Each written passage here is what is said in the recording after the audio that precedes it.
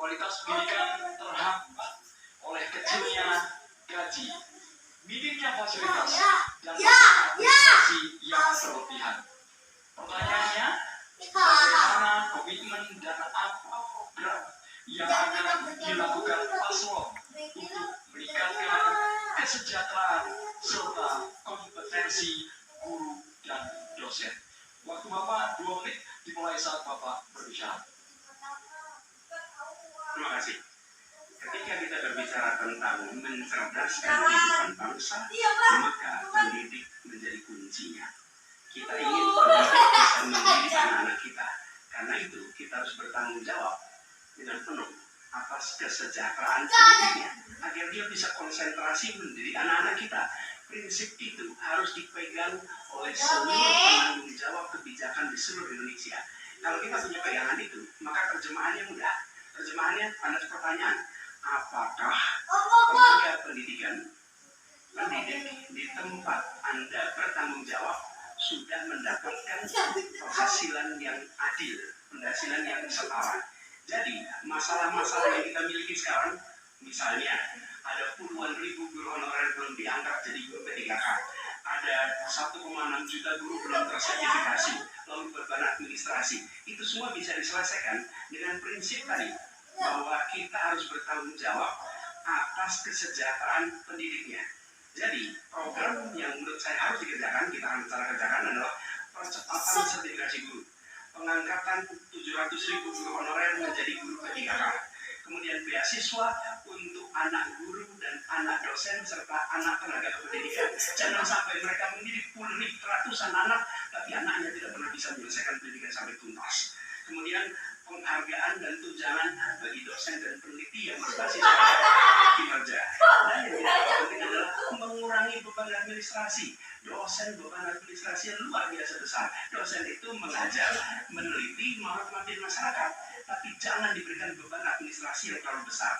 Jadi prinsipnya ada nilainya dulu yang kita pegang, kemudian ada turunan teknisnya, teknokrasi yang tadi saya sampaikan, dan kemudian bebaskan dari beban-beban yang tidak perlu. Demikian jawaban kami. Terima kasih.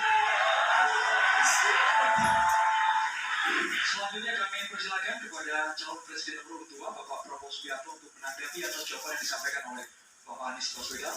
Waktu Bapak 1 menit dimulai saat Bapak berbicara.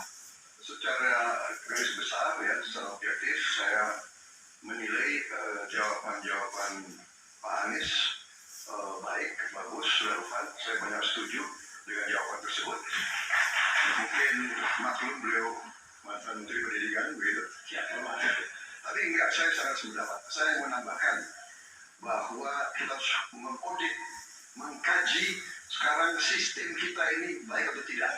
Karena banyak sekali kebocoran-kebocoran dalam alokasi dana yang diturunkan sampai ke tingkat kabupaten dan sebagainya. Ini menyangkut memang masalah mental dan budaya banyak pejabat-pejabat kita. Jadi kita harus koreksi audit, dan di mana masalah sistem yang kurang baik harus kita perbaiki. Kita harus berani memperbaiki sistem yang kurang baik.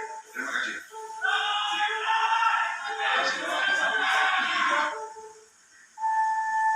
Selanjutnya kami berikan kesempatan kepada calon presiden nomor 3 Bapak Ganjar Pranowo untuk menanggapi atas jawaban yang disampaikan oleh Bapak Anies Baswedan. Waktu Bapak 1 menit dimulai saat Bapak berbicara. Kalau pendidikan mau maju, maka fasilitas mesti diberikan. Negara harus adil dan makin inklusif. Nah, ketika kita bicara pada pendidiknya atau gurunya, semua cerita pengalaman jadi. Ketika guru SMA, SMK, SLB diberikan pada provinsi, maka pada saat yang saya tanya pertama adalah berapa gajinya? 300.000 Pak. Sungguh tidak adil pemerintah ini. Pada saat itu saya sampaikan, kasih gaji sesuai UMP yang ada di Jawa Tengah, UMK yang ada di Jawa Tengah, tambah 10%. Baru kemudian kita dorong proses sertifikasi dan peningkatan kapasitas. Kami punya aplikasi namanya Bolpen. Ini bimbingan teknis online dan pendampingan untuk memberikan bantuan kepada guru memanfaatkan teknologi untuk memberikan pengajaran yang bermutu. Maka ketika praktek ini bisa kita lakukan, maka guru akan bisa bekerja dengan baik dan dia mesti dibebaskan dari persoalan administrasi yang menjerat.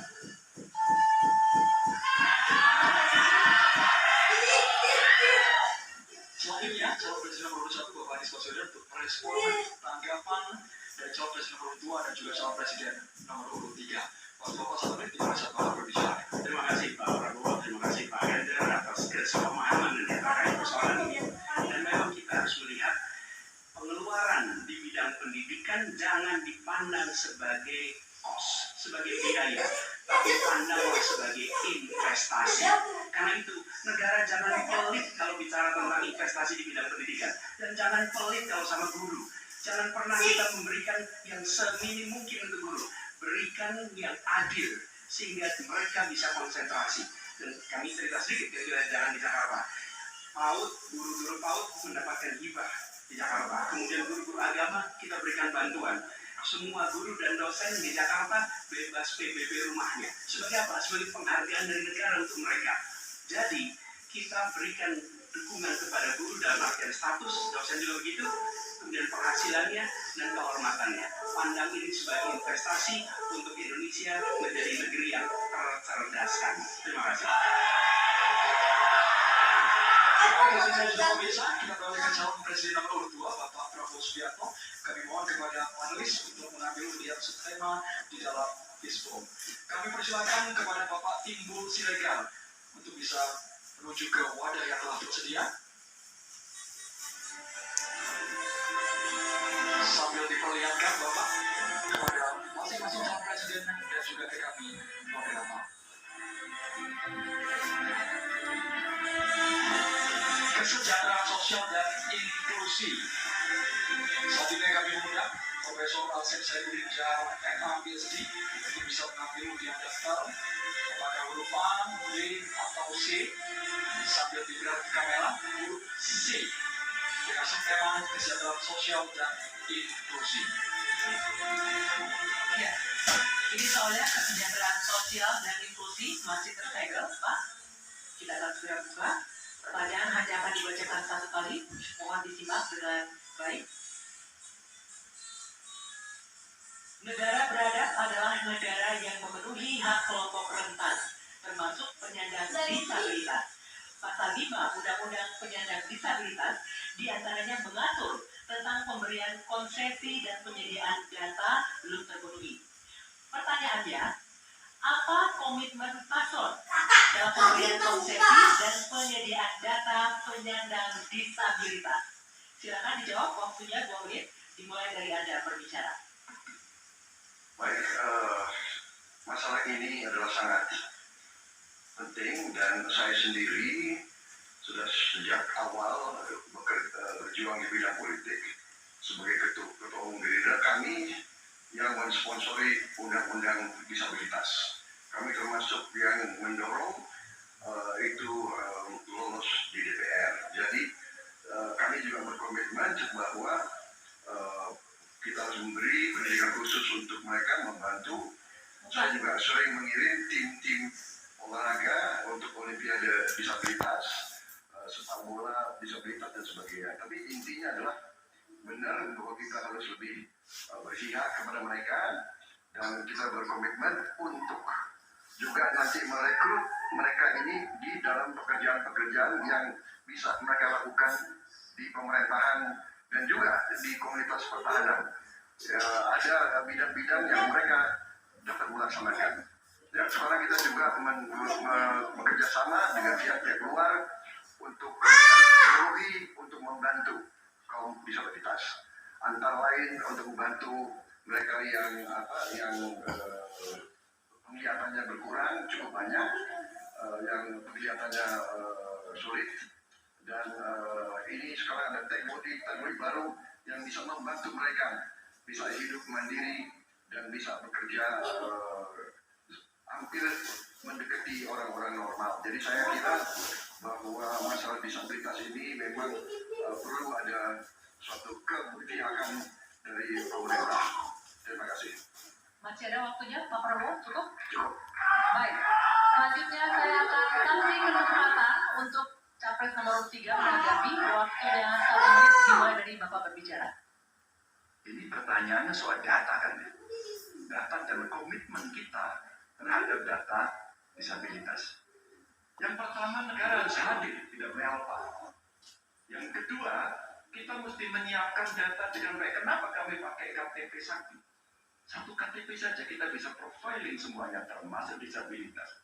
Maka kalaulah satu data Indonesia lalu kita cropping satu saja terkait dengan disabilitas, maka perlakuan kita bisa kita berikan apapun untuk mereka.